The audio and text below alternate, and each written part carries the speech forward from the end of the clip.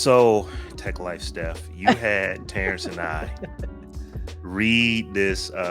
It was a really good article, but you hit us up or text me. Oh, it must be important because she texted us Well, it's this funny story. because I had saved a few different articles from, I used Apple News Plus, and I had saved a few different articles, and the one about the TikTok and this, and I couldn't remember this one, and I thought I saved it. I didn't have it in my saved. I had opened it in my browser and then lost that window. I don't know, but I forgot about this story, and this was really the main one I wanted to include for this week. So when I went back and found it again, I was like, oh snap, I did want to talk about, like, we definitely got to talk about this one. So I'm happy that we were able to get it in the show. We got it in the show, and I read the entire article. Mhm. It was 9 times longer than I thought it was gonna be, It was but it was good. So this is your article. This is your story. I'm gonna let you go ahead and tell folks what it is we're talking about. So we are talking about the idea that 23andMe is now sort of evolving from just a DNA testing company, an ancestry sort of health judging, do you have the breast cancer gene or whatever, to actually making drugs based on the data, on the genetic data they've collected from their 11 million users. That was always their goal. At the beginning of the article, it talks about how when 23andMe went public earlier this year, one of the first investors gave Anne Wojcicki, I hope I'm pronouncing her name correctly, the one sheet pitch that she gave them in the beginning about how she saw this company going over time. And she's basically held true to that this whole time, is basically get the kits going, make them popular, and then get the data. First comes the money, then comes the cash, then comes the, whatever. And this was always a part of their plan, was to grab that data and then be able to leverage that data to create almost custom solutions based on various genetic typing, and illness. So it all sounds good, because it usually always does sound good at the beginning, but there are so many different red flags to this story, to me, that I feel like we had to be aware of what was happening, because I think Black folks use those sort of ancestry kits as much as anybody else, and this just reeks of Henrietta Lacks at scale. And if anybody doesn't know who Henrietta Lacks was, she was a Black woman, back in the day. I don't know the actual year that everything kind of went down, but she got cancer, and they used some of her cells, and they are still using some of her cells like decades later, because she had this kind of these cells that continued to replicate on their own for a long period of time, which was unheard of. That's why they called the story about her is called The Immortal Life of Henrietta Lacks, because her cells are still actually alive, and they've made millions and millions of dollars off of the cancer treatments that they've been able to develop based on her cells, and her family has sued, and I think they might have finally got some money behind it. But Oprah made a movie about this woman's life and the whole thing. I got the book around here somewhere, but this just reeks of that at scale. I understand that everybody that used one of these kits checked the box to say, yes, you can use my data however you want. But I don't think anybody really read that and knew exactly what that meant for real. And that's just one, of the issues I have with this whole thing. So the thing with this, where I see potential issues, is that this is, 23andMe is not a insurance company. It is not a hospital. They're not a medical services provider. Therefore, they don't fall under HIPAA laws.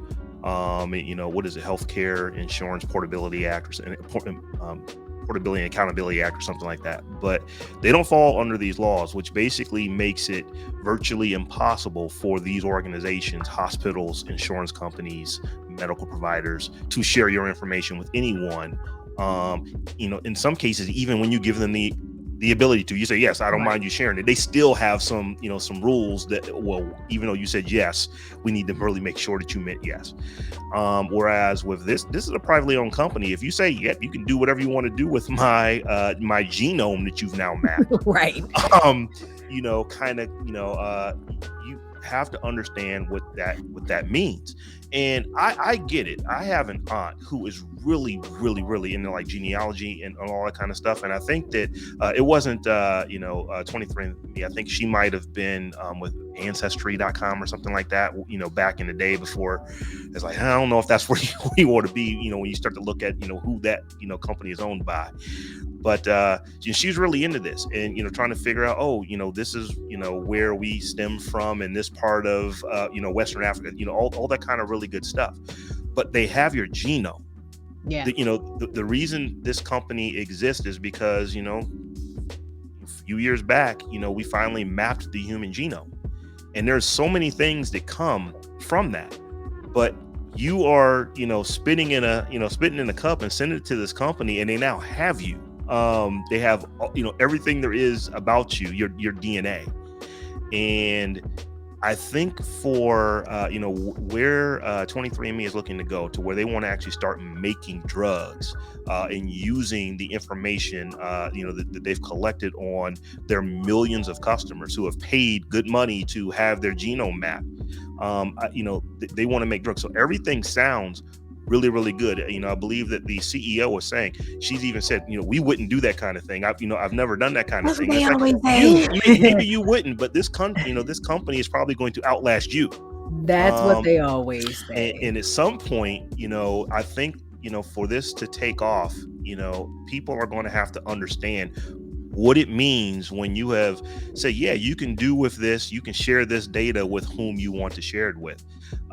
Even though this is not a medical institution, I'm wondering if we're going to see some laws come into place to where they start getting treated almost like a medical facility, where maybe a HIPAA type of law protects the consumers that are giving their there's so many other things that I can think that could go wrong, particularly for folks that look like us, but just across the board, regardless of what your what color you are, what culture you come from, you may not want to just have it out there for companies to trade and to innovate on and to use you as their model for guinea pig, as their guinea pig, literally.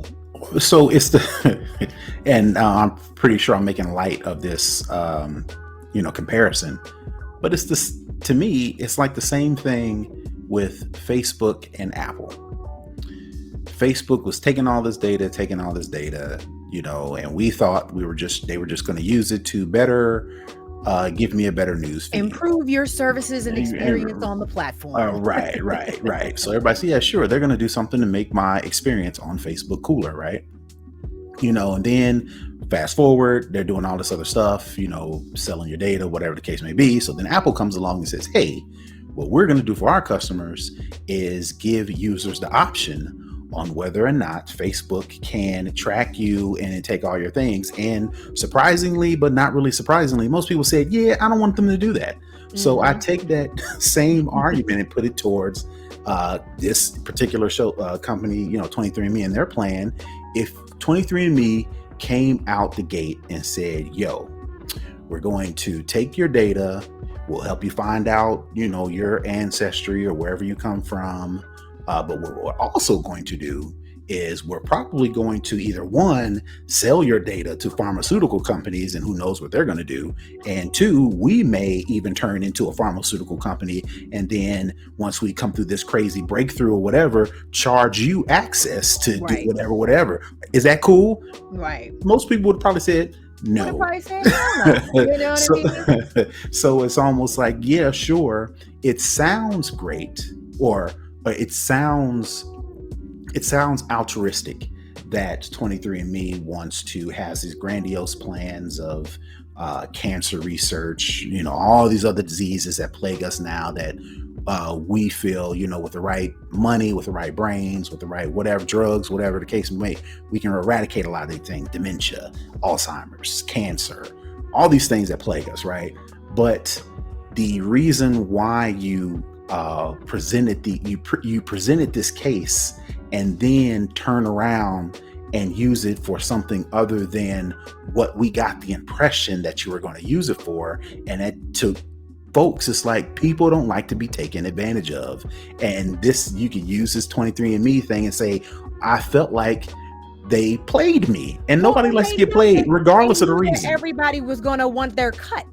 That was the other thing. I'm like, if you using my DNA to create, and you just made, I'm gonna need a percentage of that, and they knew that would happen, and they knew those floodgates would open, and everybody and their mama would be like, I need you owe me $5. So it's disingenuous to say, and she actually said, and I wrote it down, where is it?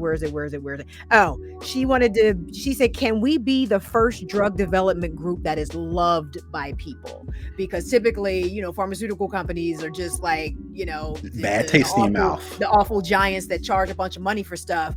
And she has this sort of, utopian idea of what this company can be, but it's just not realistic. It just doesn't fit into a capitalist society narrative at all. Images of Martin Shkreli come to mind when I think about this as well. He was the guy that took the price of an AIDS drug from $13 to $750 because he could. And I just don't see how the average consumer wins from this. I mean, there might be the one person who has this rare disease that they're able to fast track a treatment for because of this data that gets cured. But, by and large, I just don't see how the consumer is going to come out on top in all of this. So I just wanted to be clear and say, what 23andMe has actually done, what they're doing. Mm-hmm. What they're telling you sounds on the up and up, and there's some pieces of this that absolutely make sense. They have, I believe, 6 million customers. They have a lot of. They have 11 million. They have 11 million customers. 11 million. And their data set is based off of 8.8 million customers that opted in and said, yes, you can use my data. So they have data points from 8.8 million people right now. So they have enormous amounts of data. And if you use that data, you can come up with some ingenious drugs. There's no question about that. So all the stuff that they're telling you, they can do these things very effectively, very cost effectively, because they have your genome. That part, there's no disputing that. There are a lot of goods, a lot of good can come out of this. But what we're talking about is our capitalism society is set up. This is a company who, their bottom line is, can we be more profitable than we were yesterday? That, can we turn this dollar today into $2 tomorrow? That is what ultimately drives them. So I'm just saying, for me personally, and I think you guys would probably agree on this, it's like there needs to be, some rules that are going, a lot of people who are really, really smart need to think about this and come up with, we need to put some rules, some procedures in place that are going to protect people about things they weren't thinking of when they said, oh yeah, you can use my data to find out what part of Europe I'm from, or what part of, Asia I have, ancestors from. I think that's where, this is, I don't want to say going off the rails, but this is where there's a potential for it to. So I just wanted to, put that clear. There is a lot of good that can come from what they're trying to do. We just want to make sure that we're protected as they're actually doing it, because although she has said, we want to be loved, we've never done that. I wouldn't do that. You wouldn't do that, but I don't trust your board. Maybe I trust you, but I don't trust your board. And what the old saying goes, the road to hell is paved with good intentions. That's right. That's absolutely right. And it's funny because there have been reports, and I don't know if these have been substantiated, but when Ancestry.com first came out, that they were actually selling data to insurance companies, to healthcare insurance companies, and those companies were then making determinations about who could get covered or not based on that data. One of these companies was doing that. So there's no real anything keeping 23andMe from doing that as well. Also, in the article, it talked about the idea that, based on those 8.8 million people's data, they could create, cures or treatments for various specific conditions, and then sell them back to the people that they know have the condition that they got the data from in the first place. So what kind of monopoly are you creating in that instance when you're the only company that makes a drug that this person that has this, it just something ain't sitting right. There's something in the milk ain't clean with that. And then you can charge whatever you want again. So now we go back to the price gouging. That's a possibility as well. So there's like you said, there's a lot of pros and benefits, and the idea that we could get to cures and treatments faster and more efficiently, but this just reeks. This just reeks to me. This just absolutely reeks, the whole thing. And like I said, sorry, not sorry. This is just my opinion. I don't necessarily want to see this shut down. I just want safeguards put in place to protect me from things that I'm not even thinking about. We'll see how well that's going with social media in our federal government. Right. And they're trying to sidestep the same roadblocks, red tape, political stuff, for lack of a better term, that holds this type of stuff up. But on the flip side, it protects companies from falling to where now again there's a data leak or whatever the case may be, all these other things. So it's almost like, especially when it comes to stuff as important as our health and our DNA, there should be guards and safety and things in place. So, and then let me just take this time to shout out my homegirl, Gina Page. She is the co-founder of African Ancestry. And one of their models is, because they juxtapose themselves against, like you mentioned, Stephanie, at just regular ancestry that may or may not have been caught up in whether they're selling your data to insurance companies and then they use that to figure out your insurance costs or whatever. African ancestry, they really said, okay, we definitely are not like these folks, because the only thing we're going to use your data for, and we're not going to sell your data, is to use it to trace your roots, which is what a lot of Black folks specifically use these services for, primarily, is to trace your roots. So just to put that in a construct is, that's what a lot of people use these things for. And then the fact that these companies are now saying, okay, we're going to try this and we're going to try that, that's not what the people signed up for, even though they did check that box.